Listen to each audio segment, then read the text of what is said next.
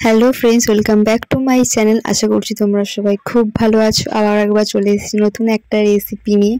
তো বিকেলের নাস্তা বা টিফিন কি করব এটাই ভাবতে থাকি আমরা। তো তাই জন্য আমি নতুন একটা রেসিপি নিয়ে চলে এসেছি। বাড়িতে থাকা সামান্য কারণ উপকরণ দিয়ে আমরা কিন্তু এই রেসিপিটা বানিয়ে নিতে পারবো, বিশেষ কিছু আমাদের লাগবে না। তো আজকের রেসিপিটা হচ্ছে চিড়ের পকোড়া। তো দেখতে পাচ্ছ কতটা সুন্দর হয়েছে ভেতরটা দেখতে। তো চলো পুরো রেসিপিটা তোমরা দেখতে থাকো। কাটলেটটি বানানোর জন্য কি কি উপকরণ লাগবে সেগুলো তোমাদেরকে দেখিয়ে দিচ্ছি আমি। 2 মুঠো আমি চিড়ে নিয়েছিলাম। চিড়েকে আমি 1 ঘন্টা প্রায় ভিজিয়ে রেখেছিলাম, পুরো সফট হয়ে গেছে। সাথে আমি বয়েলড আলু, টমেটো কুচি, পেঁয়াজ কুচি, লঙ্কা কুচি আর 3-4টে রসুন কোয়া বাটা। বানানোর জন্য আমি কি কি মশলা নিয়েছি: লঙ্কা গুঁড়ো, কোরিয়েন্ডার পাউডার বা ধনিয়া পাউডার, অল্প হলুদ, জিরে গুঁড়ো, স্বাদ মতো লবণ, গোলমরিচ গুঁড়ো আর চাট মশলা। সাথে নিচ্ছি মিডিয়াম সাইজের চামচের 2 চামচ ময়দা, একটু বড় সাইজের চামচের 2 চামচ কর্নফ্লাওয়ার। একটা বোল নিয়ে নিলাম। প্রথমে আমি চিড়েগুলো দিয়ে দেবো।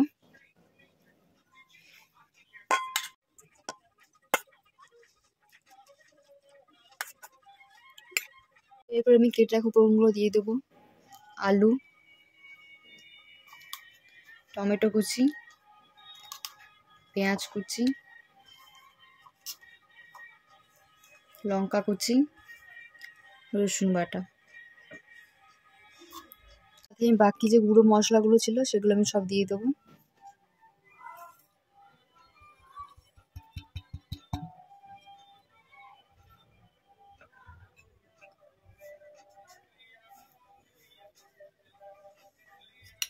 কর্নফ্লাওয়ার,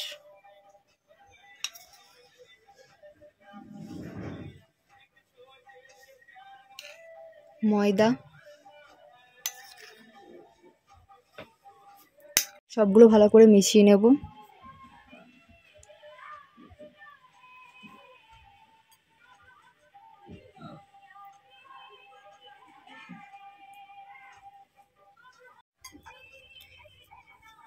সমস্ত উপকরণ ভালো করে কিন্তু মিশিয়ে নিতে হবে।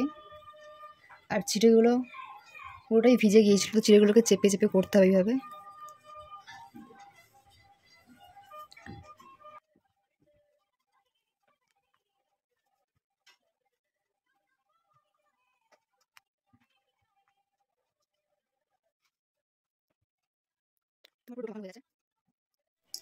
এবার ডোগুলোকে আমি একটা শেপ দিয়ে দেবো।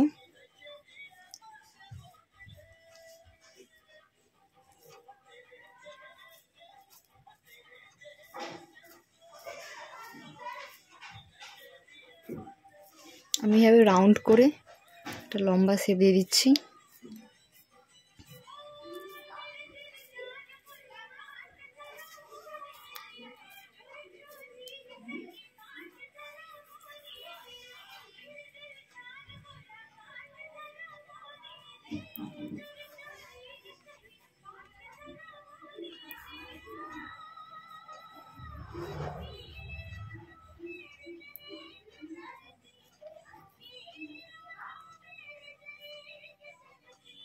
আমি এরকম একটা শেপ নিয়ে নিয়েছি। আপনারা চাইলে আপনাদের মনের ইচ্ছে মতো শেপ দিতে পারেন। এইভাবে প্রত্যেকটাই বানিয়ে নেব। এইভাবে আমি প্রত্যেকটা বানিয়ে নিয়েছি লম্বা শেপে। তো চলো এবার ফ্রাই করতে যাওয়া যাক। গ্যাসের উপর কড়াই বসে আমি সাদা তেল নিয়ে নিলাম। তেলটা গরম হয়ে গেছে। এবার আমি আস্তে আস্তে কয়েকটাগুলো দিয়ে দেব। আর গ্যাসের ফ্লেমটা কিন্তু লো ফ্লেমে রাখতে হবে, কারণ হাই ফ্লেমে করলে কিন্তু বাইটটা পুড়ে যাবে, ভেতরটা কিন্তু হবে না। তো লো ফ্লেমে রেখেই কিন্তু পুরোটা করতে হবে। এরপর আমি এপাশ ওপাশ লউটে নিচ্ছি আস্তে আস্তে। এগুলো কিন্তু হাতে টাইম নিয়ে করতে হবে। এখানে আমি আস্তে আস্তে সবগুলো ভেজে নিচ্ছি। আর এখানে আমার এটা ভাজা হয়ে গেছে, তো আমি তুলে নিচ্ছি। আর এইভাবে আমি সবগুলো ভেজে নেব। আর এখানে আমি সবগুলো ভেজে নিয়েছি। এখানে আমি একটা প্লেট নিয়ে নিলাম আর এখানে আমি সাজিয়ে নিয়েছি পকোড়াগুলোকে। তোমরা চাইলে তোমাদের মতো করে সাজিয়ে নিতে পারো। তো আমি এইভাবে সাজিয়ে নিয়ে একটা বাটিতে আমি সস নিয়ে নিয়েছি। তোমরা এটা সস বা কাসুন্দি যে কোনো সাথে খেতেই পারো কিন্তু। তো এখানে আমি সাজিয়ে নিয়েছি এরকমভাবে। কেমন লাগছে দেখতে বলো। আর এটা কিন্তু খেতেও খুব সুন্দর হয়েছে। তো তোমরা কিন্তু বাড়িতে এটা অবশ্যই ট্রাই করো, আর বাড়িতে কিন্তু বানালে আমাকে অবশ্যই কমেন্ট করে জানিও। আশা করি তোমাদের রেসিপিটা খুব ভালো লেগেছে। আমি কিন্তু খুব সহজভাবে করেছি বাড়ি থেকে কিছু উপকরণ দিয়ে। যদি ভালো লেগে থাকে অবশ্যই আমার চ্যানেলটিকে লাইক, কমেন্ট, শেয়ার করবে। অবশ্যই সাবস্ক্রাইব করে রাখবে নতুন ভিডিওর জন্য। আবার দেখা হচ্ছে নতুন অন্য কোনো ভিডিওতে। তো আজকের মতো এখানেই বিদায়। সবাই সুস্থ ভালো থাকবেন। ধন্যবাদ সবাইকে।